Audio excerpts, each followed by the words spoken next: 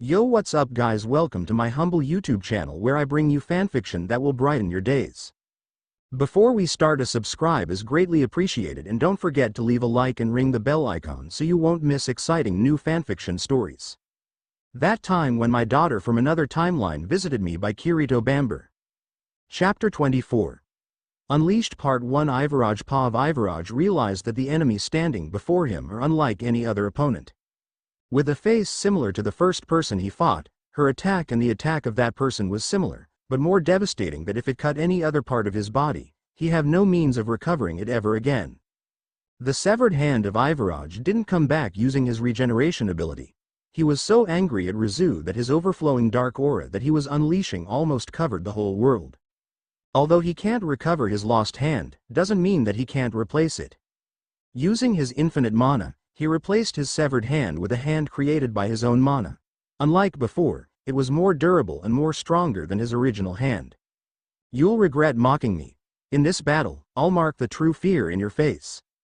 He then transformed into his gigantic dragon form to increase his attack range and prevent the enemy from escaping. With my attack, I'll make sure you can't dodge it without a scratch. With that, Ivaraj made up his mind. In the battlefield, northwest of Jura. Rizu-sama, we've arrived, Hakuro said. With a group of Tempest Starwolves led by Ranga and Gobta, the rescue team that Rizu needed to evacuate Hinata and the others to heal their wounds finally arrived. It didn't take too much time for them to arrive because of the speed of a Starwolves that run 100 kilometers per hour. Oh. Grandpa Hakuro, you're here. Thank God. Can you bring Hinata Oni-chan and the others to Shuna Oni-chan to heal their wounds? Please leave it to me, Rizu-sama. Gobta, pick up the others lying on the ground. We're leaving immediately. Okay, SSU. Everyone, time for the rescue, yelled by Gobta in an energetic voice. The Goblin Riders didn't participate in battle because of Rimuru telling them that the enemy this time is not something they can take. Because of it, all of them are unusually energetic. With their speed and number, they immediately put everyone that was wounded at the back of the Starwolves. The Goblin Riders was preparing to leave until Rizu sensed the massive gathering of Magicules in one place. Hakuro and the Goblin Riders also sense it, so they immediately started to leave as fast as they could. All of you need to evacuate immediately. Just as Rizu gave her order, the gigantic black dragon Ivaraj glared at Rizu and the others on the ground, before a powerful shell of Magicules appeared in its mouth. The condensed Magicule was about 30 meters in diameter. This is bad. Rizu immediately sent her mana into her sword. Ivaraj, in his gigantic dragon form, released its Magicule explosive attack. Oh! Before Gobta knew it, the shell was closing in right before their eyes, and he could do nothing but tremble with fear. He couldn't even react. What's more, the entire battlefield was wiped out that not even a tree that cast a shadow can't be seen. Even if he used shadow movement, he can't be sure if the attack came from Ivaraj can't penetrate the shadow world. It's okay, Rizu said at the same time she swung her sword. The blade was coiled in a fierce, storm-like Magicules. Oh! Sakura Blossom. Octagon Petal. The attack that was released with a diagonal slash from bottom left to top right cut down the explosive shell of Ivaraj. It wasn't enough to reflect the shot, but it was enough to send it off course. The redirected shot landed several hundred meters behind them in the wasteland, exploding with a tremendous shockwave. There was enough momentum for a typhoon to reach the position where Rizu and the others stood. Gobta staggered in place, but Hakuro supported his body. Fragments of broken earth from the center of the explosion flew their way too. Rizu realized that, but before she could move, Hakuro used his sword technique to cut all the boulders into bits to protect the Goblin Riders.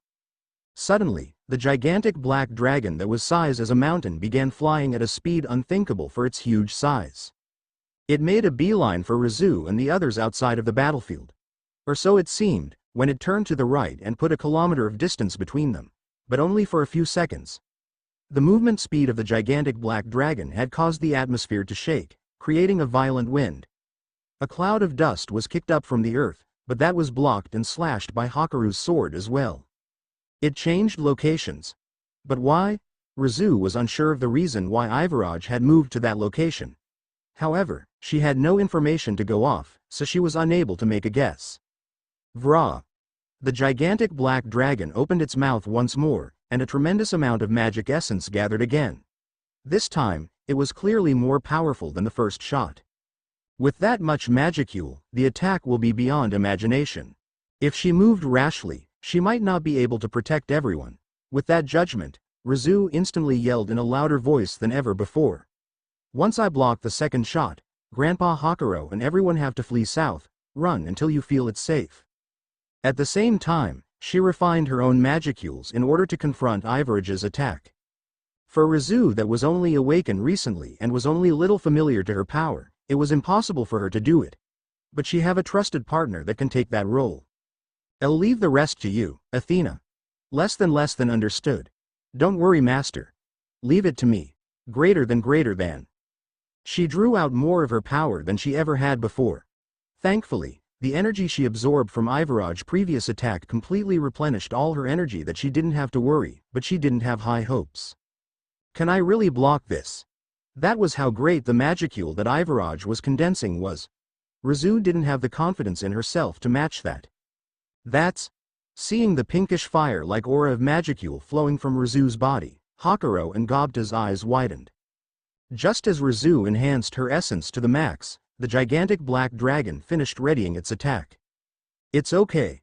You can protect them, Rizu, an unknown voice of two people said softly, whispering into Rizu's ear. It's a voice that Rizu was so familiar with her. Thank you. That allowed Rizu to snap to her senses, regaining some of her confidence. In order not to hinder Rizu's movements, Gobta and Hakuro took a step back a little, immediately after. Rah! A piercing scream shook the air. Pure destructive energy was released from the gigantic black dragon's mouth. Energy that could disintegrate every material it touched, leaving not even dust behind. Ha! Sakura Blade. Infinite Nova. Against such an opponent, Rizu tried to neutralize the attack with her own destructive energy. Two beams of destructive light collided with each other by the middle of the battlefield. What? With Gobta in his back, Hakuro stood his ground using his physically enhanced body. Their evenly matched SSU. Gobta squinted his eyes to see what was happening, however, he couldn't process the situation at all. His vision was blinded white by the collision of light and light. Considering how the attack hadn't reached them, they must have been able to compete with each other. I don't know. It's too hard to tell, but Hakuro couldn't tell what was happening either. It took everything he had just to keep them from being blown away. Right. We can only believe in Rizu-sama SSU. Gobta squeezed his eyes shut in prayer together with his fellow goblin riders. The current situation was like a back and forth pushing game. In other words, whoever wasn't able to maintain their attack first would lose the push. No matter how much magic essence slept within Rizu's body, activating arts and maintaining their activation required the action of refining magicules and releasing it from the body. It was impossible for even Rizu to keep up an art of this scale for an extended period of time. His limit was approaching by the moment, but Rizu wasn't alone right now. Less than report. Converting all the destructive energy that was absorbed, successful. Applying to masters lose energy, successful. It's ready, master. Greater than. Thanks, Athena-san. I've got enough magicules now. Help me push it back, Athena. Rizu's voice echoed in Athena's mind where Athena answered, understood, in a simple way. To an onlooker, it would have seemed like the gigantic black dragon's beam was winning against Rizu's, but by Athena converting all the destructive energy that her master previously absorbed, Rizu tilted the balance of fate in their favor in a single moment. It also the effect of her ultimate skill concept King Quasar that can change the fate of the battle with a stronger belief. The beam from the gigantic black dragon was repelled in an instant. The sword art from Rizu's ultimate attack enveloped the gigantic black dragon. Now, Rizu yelled.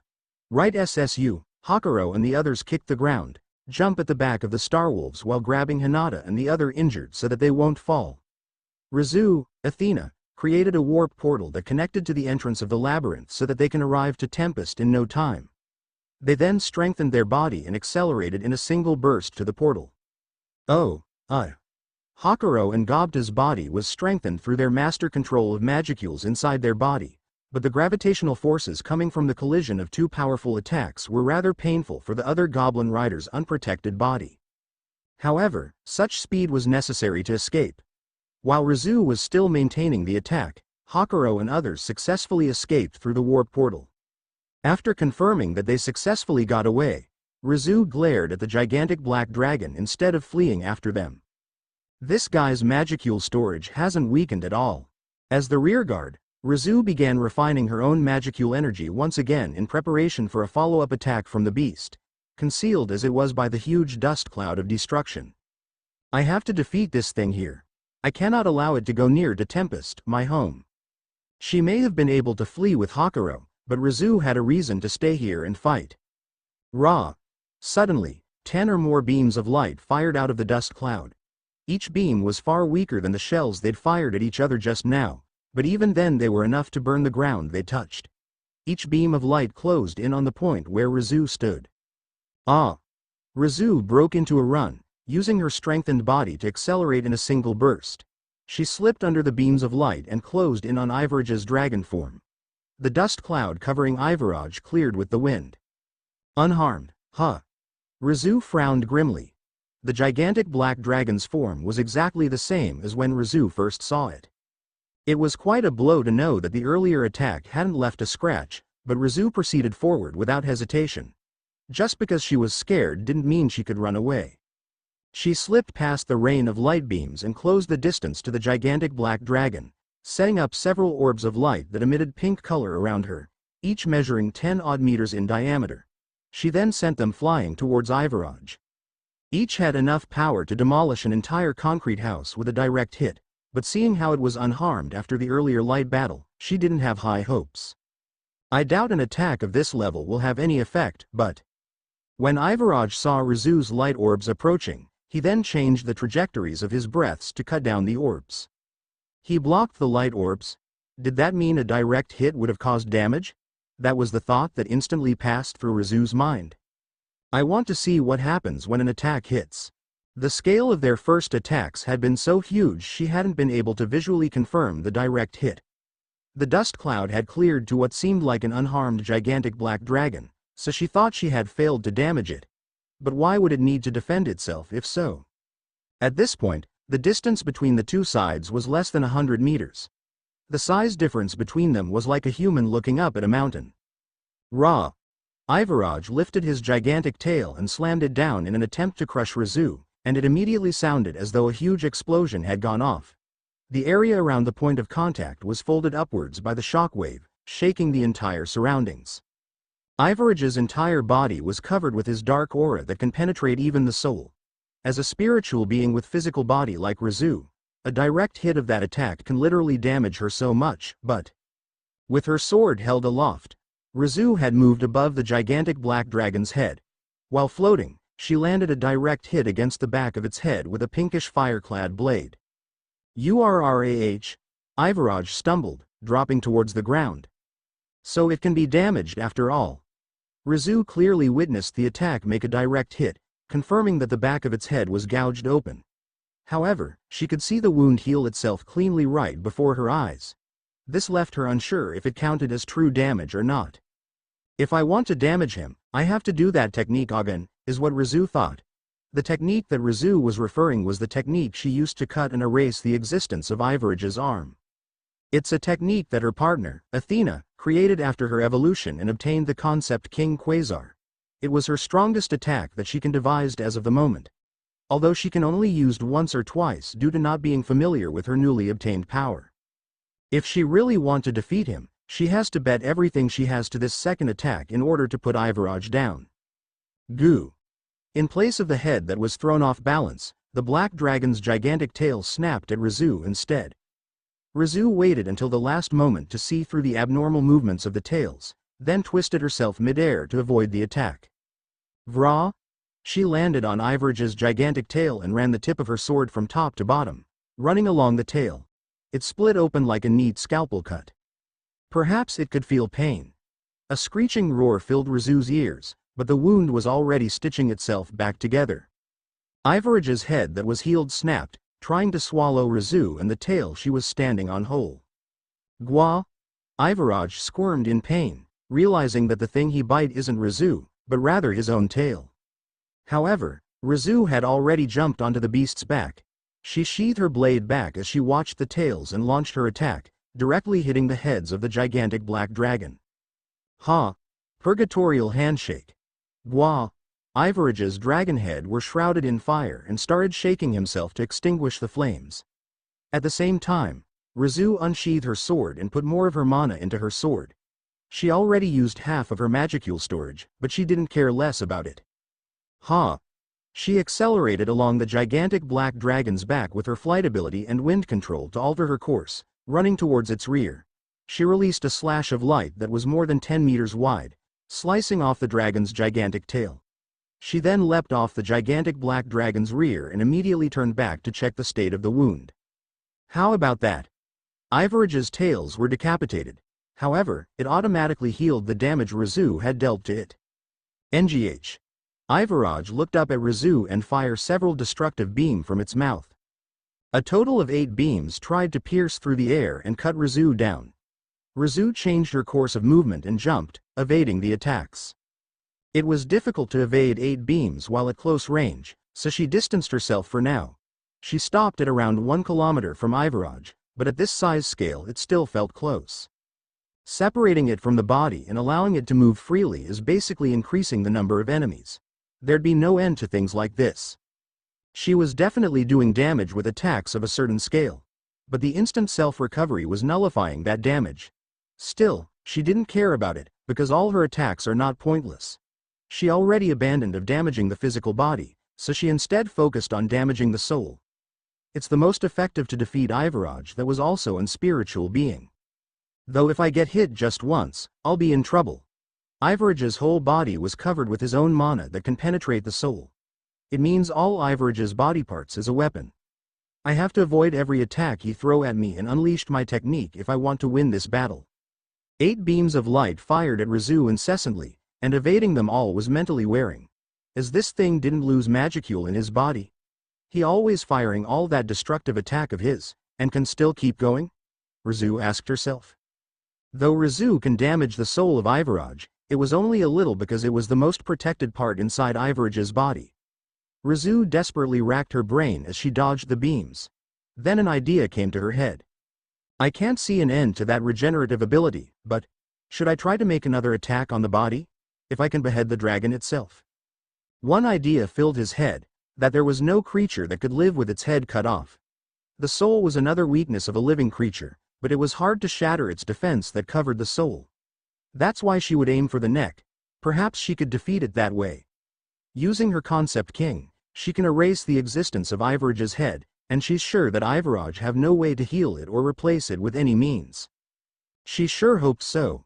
However, in order to do that, she'd to avoid several beams of destructive light and find a perfect opportunity to approach the body again. It took all she had to evade them at this distance already, so it would be even more taxing to get closer. On top of that, from the regeneration she'd observed until now, there was no guarantee that beheading it would be enough to defeat it. But still, she has to try. Just then, several beams of light aimed at Rizu's descent veered off to the sky. All beams started to aim at Rizu's location. She avoided all of it and started to get closer to Ivaraj. She increased her speed towards the gigantic black dragon even further. The faster she went, the more her trajectory straightened out, but she wanted to close the distance before her opponent could ready itself as much as possible. Gra! The gigantic black dragon suddenly resumed firing its several destructive beams to block Rizu's approach. In order to evade the 8 thick beams of light, Rizu started moving in a zigzag line. If Rizu was a human, she will surely damage herself moving like that. The G-forces from her acceleration alone were strong enough. It was self-explanatory that additional acrobatic movements would make that burden heavier. But a slime have a flexible body, so moving like this is easy for Rizu to do. On top of that, she has infinite stamina that can keep her going. However, failing to evade an attack would mean instant death. Rizu maintained her speed while weaving between the beams, approaching the head of Ivaraj. The distance to the gigantic black dragon was under 100 meters.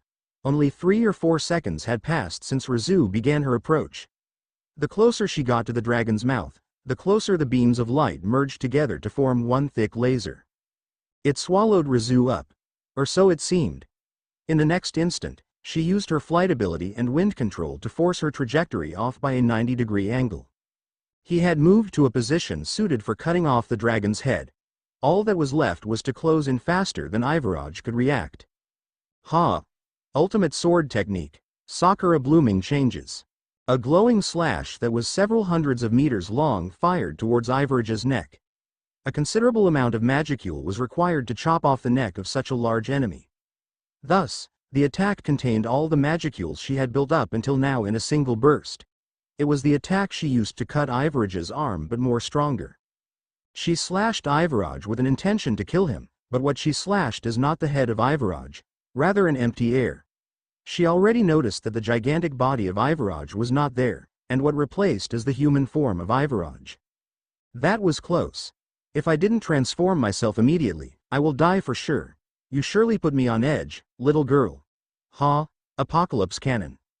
Rizu have a small remaining strength left after she unleashed her ultimate technique that she can barely move. Avoiding a point-blank range attack that Ivaraj released was impossible for Rizu's current state. Thus, she received it directly from Ivaraj, giving her damage that was hard to heal even the help of her partner. Looks like I lost. Shit, even Papa and Mama helped me to obtain this power, I still can't do anything. It's so frustrating to die like this. Rizu said with teary expression. I may act like I'm an adult sometimes, but I'm still a kid inside. Haha. That's the face I want to see. Seeing it was so good that I want to see it over and over again. But sorry, playtime is over. He stretched his hand above, then gathered his massive of destructive energy in his palm. A massive ball of destruction appeared in a matter of seconds. It was 2 times more stronger than his previous attack, and he was planning to release it with an intention to destroy the whole world and kill all the individual.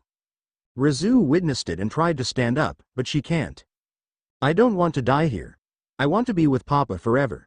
I want to be with Hinata Oni-chan and everyone more. I still didn't experience and see the whole world. Rizu pushed her body to its limit and tried to stand up with all her might. She still has hidden card in her sleeve to stop Ivaraj's attack that she want to use again, and that is the borrow skill that she got from her papa. But for Rizu and her partner, Athena, that only obtained the skill recently, it was hard for them to use it without a test. Absorbing energy requires deep concentration, and processing all the energy to turn into her own is not an easy feat to do even with the help of her partner. Athena is not on par to Seal when it comes to calculation and skill control. The gap between them is like the brain of a child compared to the brain of a genius professor. But still. If I can't absorb it and turn it into my energy, I just absorb his attack and deflect it back at him, is what she thought. I will not die here. I still have promise that I had to fulfill, that's why, I will not die here, Rizu said with eyes full of courage. Ha ha. Even so, you will still die. Bye-bye, little girl. Ivaraj was in the middle of his talking, when suddenly the world stopped. No, not just the world, but the whole universe stopped moving. Rizu was confused on what was happening right now. Even she or her partner can't explain the phenomenon that was happening before her eyes. The world was so quiet that not even a tiny bit of sound can't be heard anywhere. It was so quiet that she immediately heard the sound of a footsteps that was approaching behind her back. Tap, tap, tap, tap, tap, tap. She has no strength left to turn herself back and see who it was. All she can do was wait. She closed her eyes to prepare for anything that might happen. Instead of feeling pain, what she felt was a warm embrace from a person that cared so much of her. Yes. It was the hug of her father that she's longing to be with forever. Don't worry, Rizu. Everything is okay. Leave the rest to me and rest, okay? The voice was so soothing that all the strength she mustered was instantly gone. She fell to the arm of her father, and her father carried her in a princess carry. Rimuru moved instantaneously inside the labyrinth to have Rizu rest there. Rimuru was currently using the frozen world to stop time. Unlike before where it has limits of its usage, Rimuru was currently using it effortlessly and naturally. Not even Ivaraj that evolved into spiritual and digital life form can't enter in this space without the permission of Rimuru. After he made sure that Rizu was now safe, he immediately go back to the battlefield to finish off Ivaraj. Now then, it was your time to die, Ivaraj, he said with a furious expression. To be